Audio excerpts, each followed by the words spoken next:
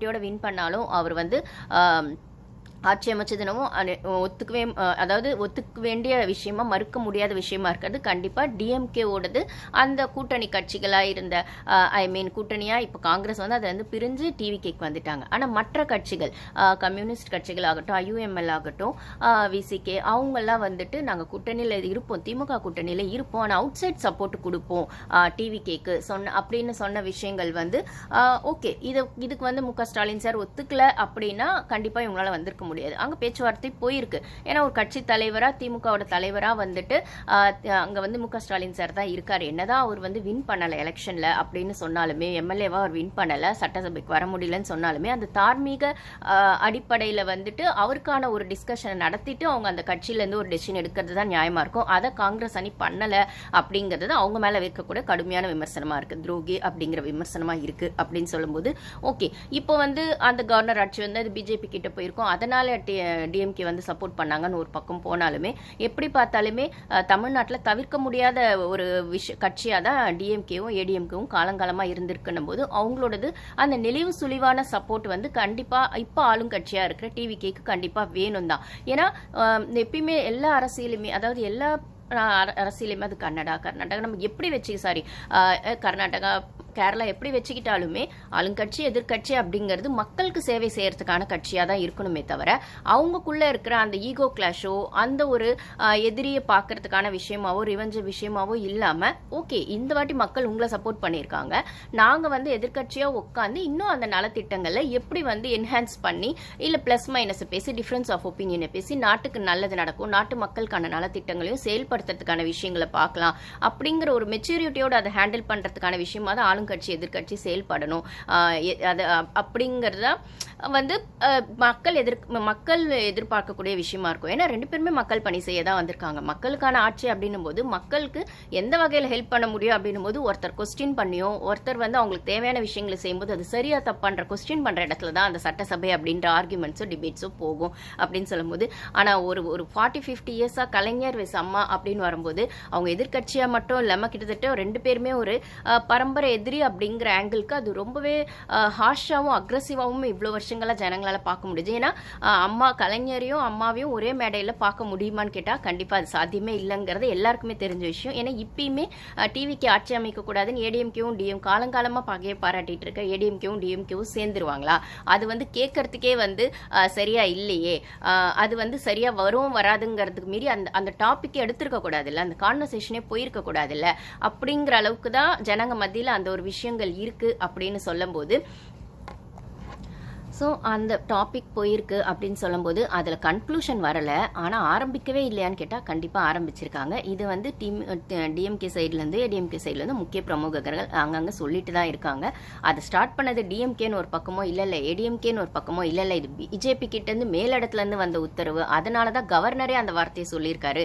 டிஎம்கேவும் ஏடிஎம்க்கும் சேர்ந்து வந்து ஆட்சி அமைச்சா கூட நான் அதுக்கு பர்மிஷன் கொடுத்துருவேன், மெஜாரிட்டி காட்டணுன்றது தான் என்னோடது விஷயமா இருக்கே தவிர அது யார் காட்டினாலும் எனக்கு ஓகே தான் அப்படின்னு அவர் சொன்ன அந்த வார்த்தை இருக்குல்ல. சோ அது வந்து டிஎம்கே ஏடிஎம்கேன்னு எப்படி வந்து யார் இன்சிஸ்ட் பண்ணது, எங்க ஆரம்பிச்சதுன்னு நான் நம்ம சேனல்லையுமே சொல்லியிருக்கேன். ஒரு சைட்ல திமுக சைட்ல இருந்து உதயநிதி ஸ்டாலினுக்கு வந்து விஜய் சார் வந்து சிஎம் ஆகிறது விருப்பம் இல்லை அப்படின்ற இடத்துலையுமே, அங்க ஏடிஎம்கே சைட்ல எடப்பாடி அவருக்கு வந்து அவர் சிஎம் ஆகணும் அப்படின்னும் போது ஏதோ ஒன்று பண்ணிட்டு நம்ம வந்து பண்ணலாம் அப்படின்ற மாதிரி ரெண்டு சைடுக்குமான விஷயங்களுமே என்னமோ ஒரு பேச்சுவார்த்தை போயிருக்கு, போகாமல்ல போயிருக்கு. அதை வந்து யாருமே மறுக்கவே இல்லை. ரெண்டு சைட்லையுமே நடந்திருக்குன்னு அப்படியே ஒரு பூசி மழுப்பி சிரிச்சிட்டோ ஏதோ ஒன்று பதில் சொல்லியிருக்காங்களே தவிர பத்திரிகையாளர்களுக்கு. பட் ஆனால் போயிருக்குன்றது யதார்த்தமான உண்மையாக தான் இருக்கு. அதுக்கப்புறம் அடுத்த லெவலுக்கு போல ஆனால் ஆரம்பிச்சிருக்காங்க. இது இந்த லெவலில் போகும்போது தான் கம்யூனிஸ்ட் கட்சிகள் அப்படின்னு சொல்லக்கூடிய அவங்கலாம் வந்து இல்லப்பா இது இப்படி போனா எப்படி, அதை விட நம்ம டிவிகேக்கு ஆதரவு கொடுத்துடலாம், நம்ம கூட்டணியிலே இருக்கலாம் ஆனால் வந்து டிவிகேக்கு ஆதரவு கொடுத்துடலாம், அதுதான் வந்து மக்கள் எதிர்ப்பை சம்பாதிக்கிறதுக்கு இல்லாத விஷயமா இருக்கும், இல்லைன்னா மக்களோட அதிருப்திக்கு நம்ம மேலும் ஆளாக வேண்டியதா இருக்கும், இல்ல மக்கள் சப்போர்ட் பண்ண டிவிகேவை நம்மளுமே சப்போர்ட் பண்றதா தமிழ்நாட்டுக்கு நல்லது அப்படின்ற ஆங்கிலுமே அவங்க டக்குன்னு வந்துட்டு ஆதரவு வந்து ஃபர்ஸ்ட், அதாவது காங்கிரஸ்க்கு அடுத்தபடியாக அவங்க ஆதரவு தெரிவித்தது கம்யூனிஸ்ட் கட்சிகள் தான். அப்புறம் வந்து விசிகே வந்து யோசிச்சுக்கிட்டே இருந்து அவர் ஒரு டிசிஷன் எடுத்தாரு அப்படின்னு சொன்னாலுமே, ஸோ இதுல மக்கள் ஆதரவை வந்து மதிக்கணும் அப்படிங்கிறதும் மக்கள் தீர்ப்புக்கு வந்து வேல்யூ பண்ணணும் அப்படிங்கிறதும், இது வந்து திருப்பி ரீஎலெக்ஷன் அப்படி இப்படின்னு வச்சாலுமே அது மக்கள் தீர்ப்பை அவமதிக்கிற மாதிரி ஆகும். நாங்க வந்து டிஎம்கே வேணா ஏடிஎம்கே வேணா புதுசா ஒரு மாற்றம் வேணும்னு தான் நாங்க ஓட்டு போட்டோம், நீங்க திருப்பி நீங்களே வந்துட்டு ஏதோ ஒன்று பண்றீங்கன்னா எப்படி அப்படின்னு மக்கள் கோவத்துக்கு இன்னும் ஆளாக வேண்டியதாக இருக்கும் அப்படிங்கிற இடத்துல அப்பதான் வந்து மு.க. ஸ்டாலின் ஒரு இடத்துல அந்த கான்வர்சேஷன் வந்து டிஎம்கேக்கோ ஏடிஎம்கேக்கோ 2 பேரும் சேரணுன்ற கான்வர்சேஷன் அந்த லாஸ்ட் லெவல்ல அந்த தொண்டர்கள் இருக்காங்க இல்லைங்களா, அது டிஎம்கே சைடும் சரி ஏடிஎம்கே சைடும் சரி, என்னதான் மேல் மட்டத்தில் இவங்க ஒன்று சேர்ந்துட்டாலும் அந்த லாஸ்ட் லெவல்ல இருக்க அந்த தொண்டர்கள் ஒருத்தருக்கு ஒருத்தர் அந்த கோவமோ என்னமோ இது என் கட்சிப்பா, இது எங்க கட்சி தலைவர், இது உங்க கட்சி தலைவர்னு ஏதோ ஒரு அந்த மிஸ் அண்டர்ஸ்டாண்டிங், அந்த கோவங்கள் அக்ரெசிவ் அதெல்லாம் வந்து ஆல்ரெடி போயிருக்கும் காலங்காலமான போது. இப்போ திடீர்னு இவங்க மேல் மட்டத்தில் ஒன்னா சேர்ந்தாலுமே அவங்களுக்கான அந்த மன வருத்தங்களோ அந்த ஒரு வேறுபாடுகளோ கருத்து வேறுபாடுகளோ இருக்கதான் செய்யணும் போது இது சரியாகவும் வராது அப்படிங்கிறதுக்கான ஒரு விஷயமா திமுக சைட்ல இருக்கிற தொண்டர்களோ அதிமுக சைட்ல இருக்க ஒரு தொண்டர்களுமே இதுக்கு ஒத்துக்கல அப்படிங்கறத நம்மளால பார்க்க முடியுது. அதுவுமே அந்த கான்வர்சேஷன் நெக்ஸ்ட் லெவல் போகிறதுக்கான ஒரு விஷயம். இதை நான் ஏன் சொல்றேன்னா, இது வந்து கலைஞர் பீரியட்லயுமே, கலைஞர் பீரியட்னு நான் சொல்றதை விட நம்மளுக்கு தெரியும் கலைஞருக்கும் எம்ஜிஆர் சாருக்கும் ஒரு மிஸ் அண்டர்ஸ்டாண்டிங் வந்ததுனால தான் எம்ஜிஆர் சார் தனியா வந்து கட்சி ஆரம்பிச்சாரு, அண்ணா திராவிட முன்னேற்ற கழகம் அப்படின்றது வந்துச்சு அப்படின்னு சொல்லும் போது, அப்போ ஒரு பீரியட்ல வந்து ரெண்டு பேரும் சேர்ந்துக்கலாமா, இந்த ஒரு எதிரித்தன்மையான இந்த அரசியல் வேணுமா அப்படிங்கிற மாதிரி எம்ஜிஆர் சாருமே அதுக்கான ஸ்டெப் எடுத்ததாகவும்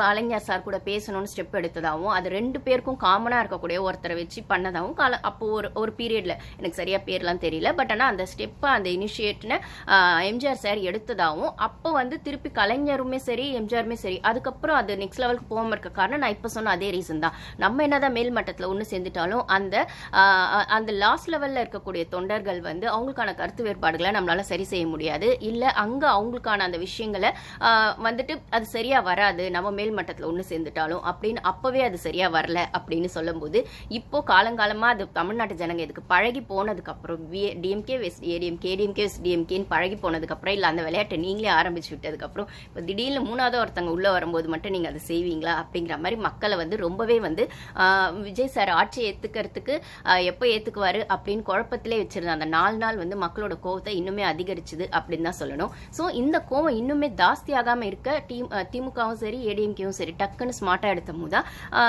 இபிஎஸ் சார் வந்துட்டு இல்ல புதுசு ஆட்சி அமைக்கிறவங்களுக்கு எங்களோட வாழ்த்துகள் அப்படின்னு அந்த சைட்ல அவர் போஸ்டர் போட்டதாகட்டும், இந்த சைட்ல மு.க. ஸ்டாலின் சாருமே வந்துட்டு அவங்க ஆட்சி அமைக்கிட்டோம், அவங்க ஆட்சியை நாங்கள் டிஸ்டர்ப் பண்ண மாட்டோம், 6 மாசம் ஆட்சி அமைக்கிட்டோம் அப்புறம் பார்க்கலாம் அப்படின்னு சொன்னதுமே அந்த ஒரு கான்வர்சேஷன் நெக்ஸ்ட் லெவலுக்கு போலன்றதை ப்ரூஃப் பண்ணுது. ஆனா ஆரம்பிச்சுதான் கேட்டால் ஆரம்பிச்சிருக்கு, போயிருக்கு, நெக்ஸ்ட் லெவலுக்கு போல அப்படிங்கறது யதார்த்தமான உண்மையா இருக்கு.